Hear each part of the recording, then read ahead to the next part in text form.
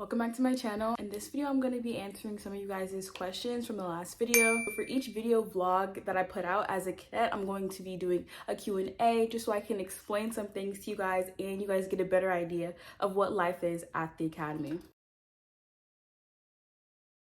So the first question I got was, what is the gray period? In the last video, I showed you guys Dylan and I getting off the bus and going back to school, and I said it was the gray period. The gray period is from, I want to say, late November through February, and it is a period of time where everything is gray. The sky is gray, the buildings are gray, our uniforms are gray, and that's why it was termed the gray period, because everything is gray. It's freezing cold. We have to go to school no matter what. So even if it's freezing cold, we're still going to school. If it's snowing, we're still going to school. I'll insert some videos.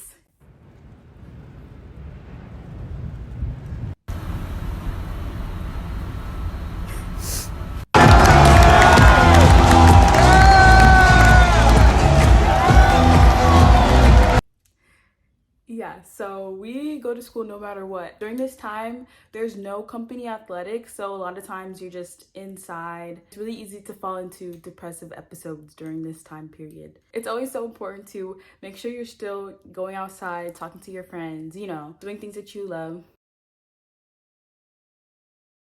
Another question I got is, what is the hot hall? In my last vlog, I mentioned that I was on the hot hall. The hot hall is the hallway that the tax office and your CO and first sergeant's rooms are on.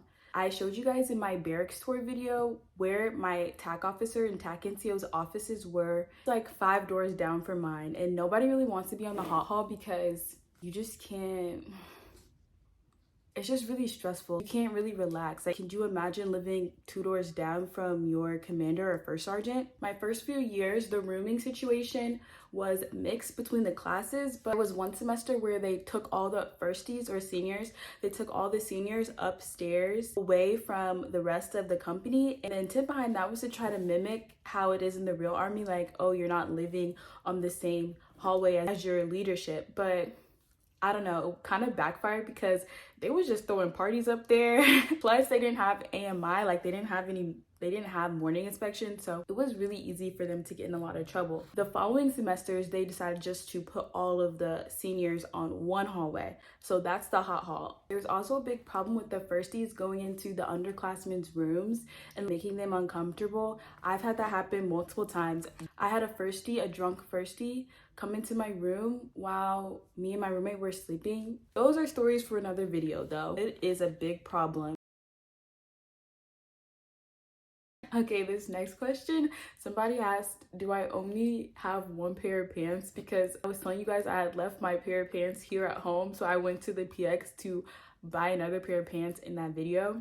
No, I don't only have one pair of pants. I have one pair of female pants. Female pants are more comfortable and more stretchy around the curves, and I only had one pair that I left home. So I went to the PX to get another pair of ACU pants. Although at this point in my cadet life, I did not have a lot of ACUs because during STAP, I was moving into Davis and I left my laundry bag full of all my ACUs and all my pajamas and all my uniforms down at the base of the steps of Davis. I had left it down there and forgot that I had left it. Like, I had brought all my bags up except those 2 bags.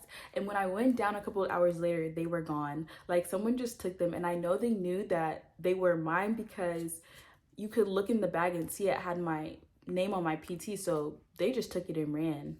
A cadet does not lie, cheat, or steal, but cadet borrowing is a thing.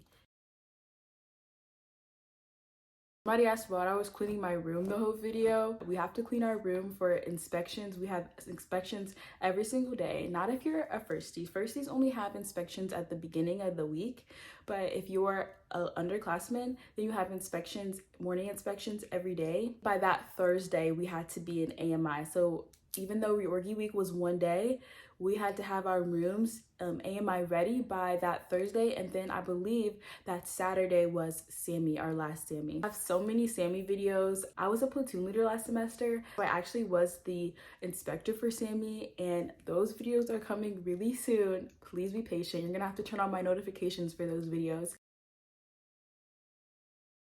Why do I get my nails done every time I go back to the academy? I get them done because there are not a lot of places that can do your nails in Highland Falls. You have to go about 20 minutes. I usually go to Annie's Tanning and Nail Salon, but it's always really hard to leave because those nail places close kind of early. Annie's closes at 17:30 and you're not allowed to leave until the end of the business day. As a firstie, you can always leave, but as an underclassman, I couldn't leave, so I just always got in the habit of getting my nails done before I go back. And early on, I didn't have my nails always done. I usually painted them myself, but as a firstie, that was something I really wanted to make sure I maintained, my self-care. So always having my nails done, my hair done, it was just really important to me.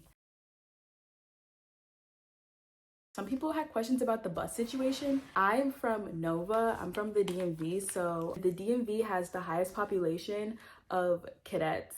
The highest percentage of people at West Point come from Virginia, Nova. Since it's so close, it's only a 6-hour drive. The Parents Association get together and they fund a bus that'll pick us up at locations in the DMV and then drive us to West Point and take us from West Point back. And they do this for the big weekends like Labor Day, Columbus Day, Thanksgiving, and Christmas.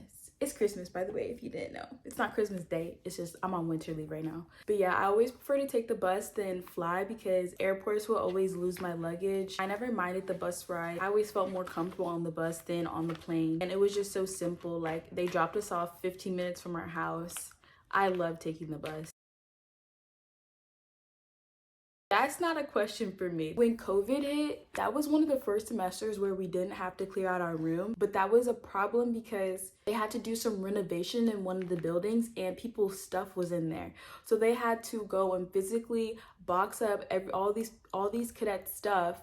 It was just so complicated. Like, the behind the scenes of everything is so complicated. The logistics, the planning is just so complicated. And it was just a big problem that there were rooms that weren't packed out. So this time around, anything that was in our room besides our bed, we were allowed to leave our beds made, but anything that wasn't, we had to put in boxes just in case, you know, that scenario were to happen again. They would easily be able to move the boxes out, and everything else usually goes in the trunk room. Like I was saying, I have so much stuff. I usually put my stuff in luggage and then put the luggage in the trunk room. I showed you guys what the trunk room looks like in my Barracks tour video. I have more tour videos coming up. You guys, I'm telling you, you need to leave my notifications on because I've recorded so much of my cadet experience and I can't wait to finally share it with you guys.